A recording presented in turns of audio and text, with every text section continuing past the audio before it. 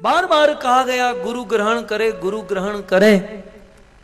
तो समाज में प्रश्न होता है कि भाई गुरु किसको बनाए, क्योंकि इस दुनिया में 99% गुरु बोगस हैं। आज गुरु बनाए तो कल जेल में होता है। अब बनाए तो किसको गुरु बनाए?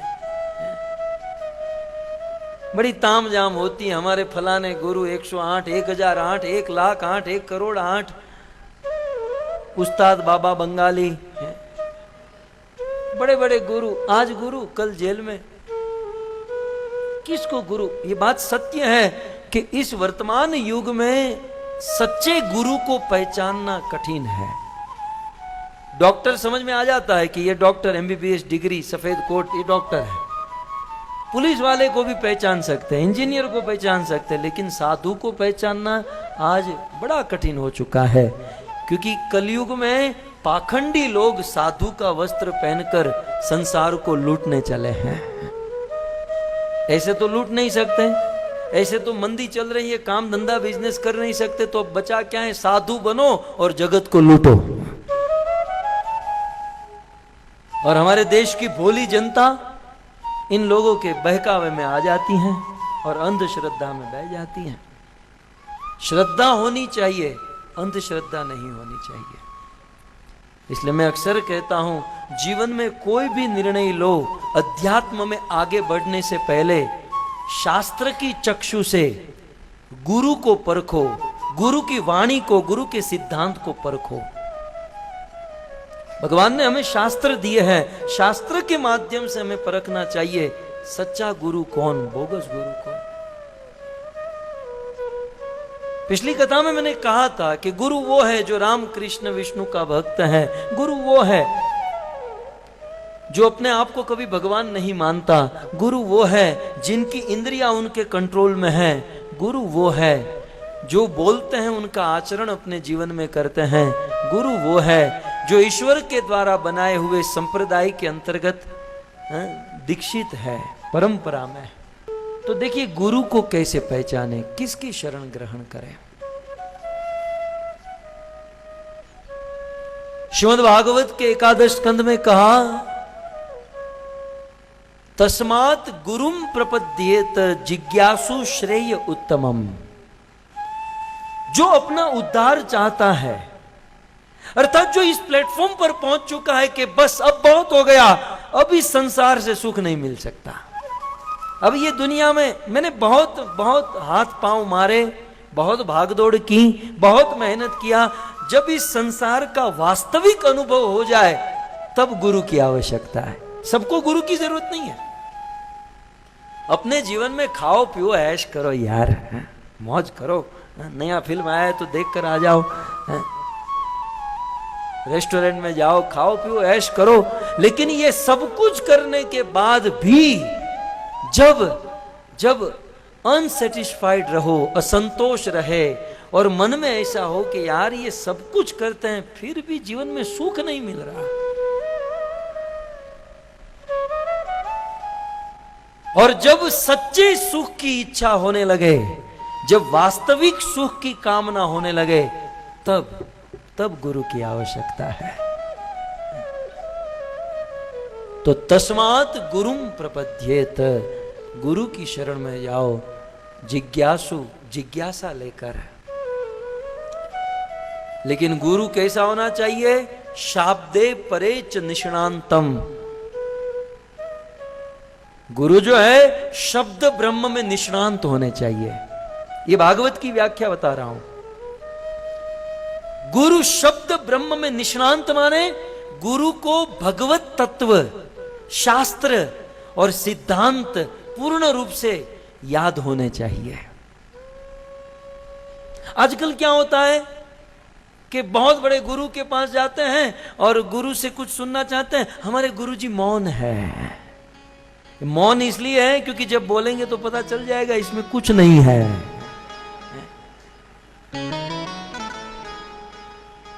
बहुत अच्छा, कलयुग में लोगों को ठगना बड़ा आसान है। मौन है हमारे गुरु, मौन है।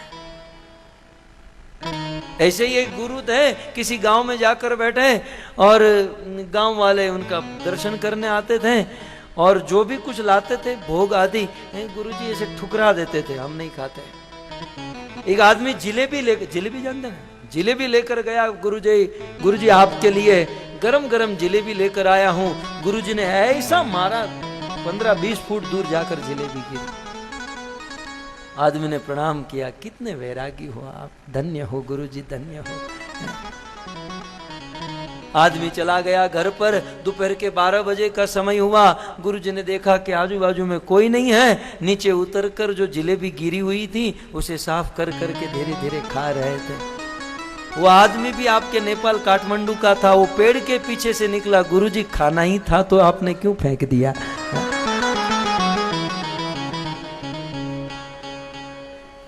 ऐसे गुरु की यदि शरण ग्रहण करेंगे तो प्रहलाद महाराज की भाषा में कहूं, अंधा यथांधे उपदीय माना। आपको रोड क्रॉस करना है और रोड क्रॉस करने के लिए मान लो आपकी आंखें नहीं, आप अंधे हो, और उस रोड क्रॉस करने के लिए किसी अंधे आदमी का हाथ पकड़ा तो वो भी जाएगा, हम भी जाएंगे। समंदर में डूब रहे हो और डूबते हुए कुत्ते की पूंछ पकड़ ली तो कुत्ता भी बेचारा गिरेगा, हम भी मरेंगे। ऐसे गुरु की शरण ग्रहण करने का अर्थ है कुत्ते की पूंछ पकड़ना। इसलिए सदगुरु की शरण ग्रहण करें। और सदगुरु की व्याख्या है शाब्दे परे च निष्णात, शब्द ब्रह्म में वो एक्सपर्ट होते हैं। क्योंकि एक बात समझ लीजिए, कोई भी गुरु अपने शिष्य का दुख या अपने शिष्य की समस्या का समाधान एक और मात्र एक उनकी वाणी से ही कर सकता है। कई बार कुछ लोग कहते हैं ना, गुरुजी मंत्र मार के एक फल दे दीजिए। अब शिष्य खुद ही अपने आप को ठगाना चाहता है तो ठगने वालों की कहां कमी है? अब शिष्य के दिमाग में ही ये भरा पड़ा है, कोई श्रीफल दे देगा, श्रीफल में से चुन्नी निकाल देगा, कोई कंकु तिलक चोखा कर देगा, कोई धागा बांध देगा, काम हो जाएगा। अब लोगों के अंदर ही इतनी अंधश्रद्धा भरी पड़ी है तो ठगने वाले तो बैठे ही हैं। कोई हाथ पांव कुछ काम नहीं करता। गुरु से हम कुछ लेना चाहते हैं, गुरु से कुछ प्राप्त करना चाहते तो ओनली एंड ओनली मात्र उनकी वाणी से ही वो सपोर्ट कर सकते हैं। गुरु का सपोर्ट वाणी से होता है। और यदि कोई गुरु कहता है ये कंकु लगा दो, ये चोखा लगा दो, ये कर दो, समझो वो ठग है, वो पाखंडी है। वो हम बने गुरु, तुम बने चेला, हम दोनों मिलकर करे ठेलम ठेला। वो नरक में गुरु भी जाएगा, हमें भी लेकर जाएगा और वहां ठेलम ठेला होगा। ऐसे गुरु से बचते, कलयुग में प्राय है ऐसे। इसलिए गुरु को चेक करना होगा। हमारे देश में कहावत है, पानी पियो छान के, गुरु करो जान के। हम पानी कितना छान के पीते हैं? आरओ प्लांट, आरओ फिल्टर, 3-3 बार छान कर 70% पानी निकल जाता है, 30% बचता है। पानी कितना हम छान कर पीते हैं और गुरु एक ही सेकंड में बना लेते हैं। कंठी बांध दीजिए, गुरु बन जाइए, ऐसा नहीं होता। गुरु को चेक करना होता है। और एक बार गुरु समझ में आ गए, शुद्ध गुरु की शरणों में चले गए तो फिर गुरु का आदेश हमारे जीवन का लक्ष्य होता है। सो गुरु वो है जो शब्द ब्रह्म में निष्णांत है, जो शास्त्र बोले। और केवल शब्द ब्रह्म में निष्णांति नहीं, वो जो शास्त्र बोलते हैं उसका आचरण उनके जीवन में होना चाहिए। ब्रह्मणि उपश्रम आश्रयम, वो कृष्ण का प्रेमी होना चाहिए, वो रसिक होना चाहिए। ये है गुरु। कुल मिलाकर प्रसिद्ध श्लोक आप सब जानते हैं, वसुदेवसुतं देवं कंसचाणूरमर्दनम्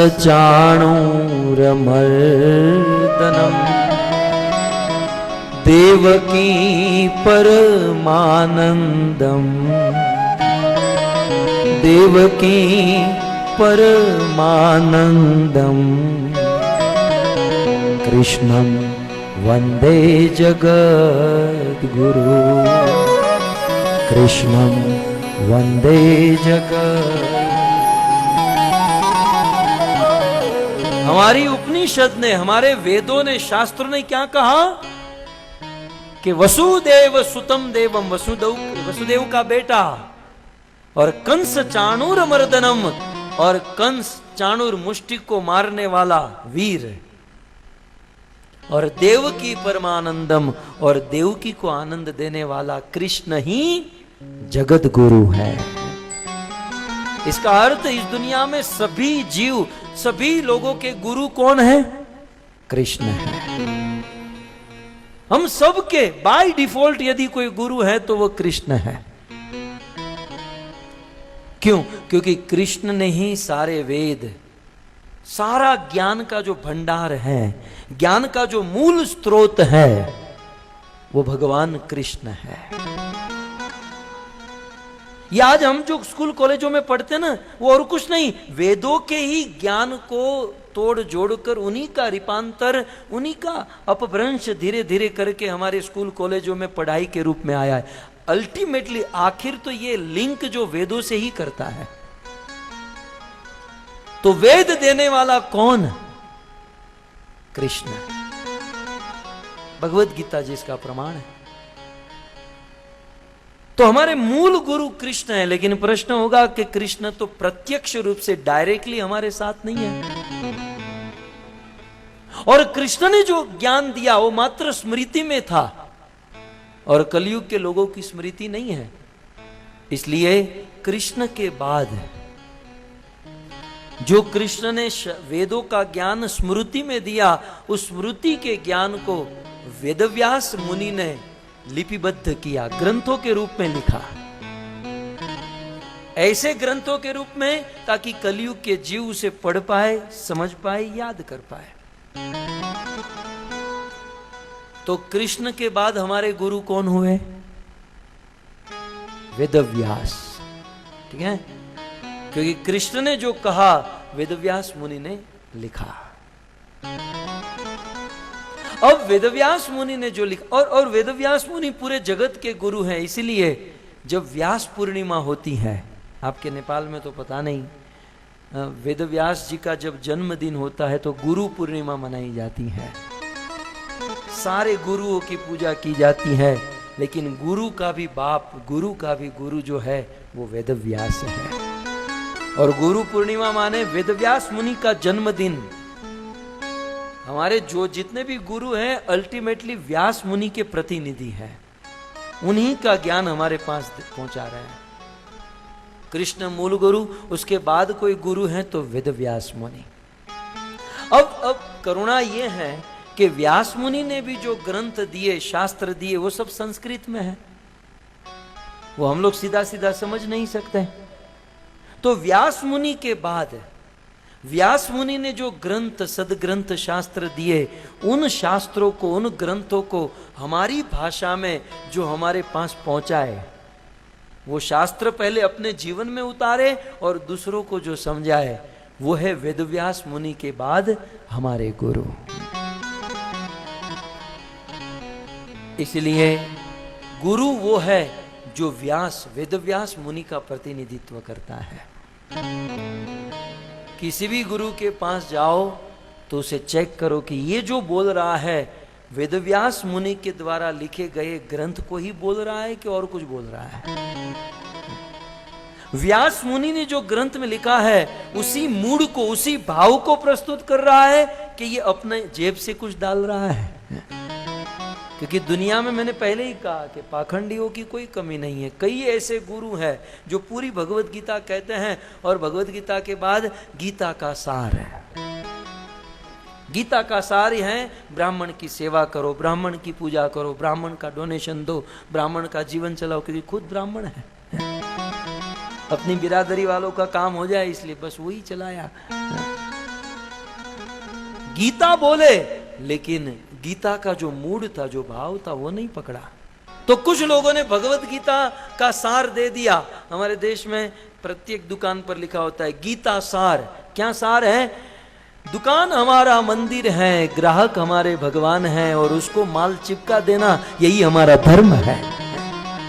10 का माल 20 में दे देना यही हमारा धर्म है। भगवत गीता का सार मैं खोज रहा हूं उस आदमी को कि ऐसा कैसा सार निकाल दिया गीता का। हमने गीता 50 बार पढ़ी, या गीता में कहीं ऐसा नहीं लिखा गया।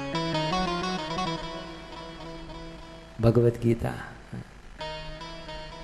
तो वर्तमान में हमारे गुरु वही हो सकते हैं जो व्यास मुनि के द्वारा दिए गए ग्रंथ शास्त्रों को उसी मूड में, उसी भाव में हमें समझाए, खुद समझे, खुद जीवन में अप्लाई करे और हमें समझाए। कई बार ऐसा होता है कि वेदव्यास मुनि के ग्रंथों को, शास्त्रों को लोग बोलते हैं लेकिन जीवन में नहीं उतारते। और जो लोग शास्त्रों को बोलते हैं जीवन में नहीं उतारते, भगवान कृष्ण उसे गधा कहते हैं। क्या कहते हैं? वो गधा है। कृष्ण के मुख से निकला हुआ ये श्लोक है। कृष्ण कहते हैं, यथा खर चंदन भारवाही भारस्य वेता नतु चंदनस्य तथाच विप्रा श्रुति शास्त्र युक्ता मदभक्ति हीनो खरवत वदंती। मलई पर्वत पर बहुत सुंदर सोने से भी अधिक कीमती चंदन उत्पन्न होता है, और उस मलई पर्वत के चंदन को एक स्थान से दूसरे स्थान पर ले जाने के लिए गधों का इस्तेमाल किया जाता है। गधों के ऊपर वो चंदन रखते हैं और एक स्थान से दूसरे स्थान पर लेकर जाते हैं। गधे उस चंदन को तो उठाते हैं लेकिन चंदन की महिमा नहीं जानते। मान लो किसी गधे के ऊपर 55 इंच का LCD स्क्रीन टीवी रखा है बॉक्स पैक करके, और वो गधा लेकर जा रहा है। गधा उसका वजन उठा रहा है, महिमा नहीं जानता। इसमें तो चैनलें आती हैं, इसमें तो स्पोर्ट्स भी आता है, फेवरेट टीवी सीरियल, वो कुछ नहीं जानता, वो केवल भार उठाता है। ठीक उसी प्रकार कुछ लोग शास्त्र बोलते हैं, श्लोक याद कर लेते हैं, लेकिन जीवन में नहीं उतारते, उस गधे की तरह है। केवल शास्त्रों का भार उठा रहे हैं और कुछ नहीं कर रहे हैं। मूल गुरु कृष्ण, कृष्ण के बाद व्यास देव, और व्यास मुनि के बाद हमारे गुरु वही हो सकते हैं जो व्यास देव के शास्त्र को एज इट इज, जैसे हैं वैसे, उस मूड में, उस भाव में हमको समझाए। कई बार व्यास देव तो बाजू में ही पड़े रहते हैं, गुरु जी की अपनी कथा शुरू होती है। मैं ऐसा मानता हूं कि आप लोगों को ऐसा, तू जो मानते हैं तेरी पत्नी नहीं मानती है, हम क्यों माने? कई बार कुछ लोग बस अपनी बुद्धि से शुरू कर देते हैं। मैं ऐसा मानता हूं कि ये समाज को बदल दो, समाज को सुधार, तो तू पहले अपने घर की दीवार तो सुधार। कई गुरु तो ऐसा शुरू हो जाते हैं, बस आप सब कुछ छोड़ छाड़ कर बस अपना काम धंधा बिजनेस सब कुछ छोड़ दो, भजन करो, तो तेरा घर कैसे चलेगा? तू तो हमारे डोनेशन पर जी रहा है। कुछ न शास्त्र जानते हैं, न जीवन में उतारते हैं, बस वैराग्य की बातें और बड़ी बड़ी बातें करते हैं। वो गुरु नहीं।